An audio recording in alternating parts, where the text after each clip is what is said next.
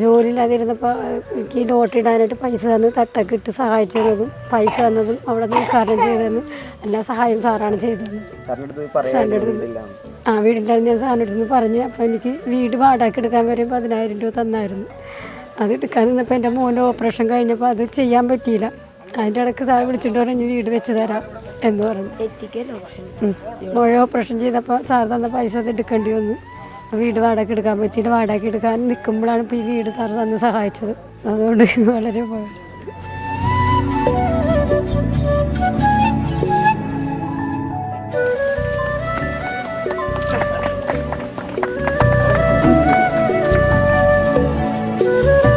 അതൊന്നും നിർത്തേണ്ട ആവശ്യമില്ല. ഇപ്പം എന്നെ പോലെയുള്ളവർക്ക് അവരെ കിട്ടേണ്ട ഏറ്റവും വലിയൊരു ഉപകാരമാണ്.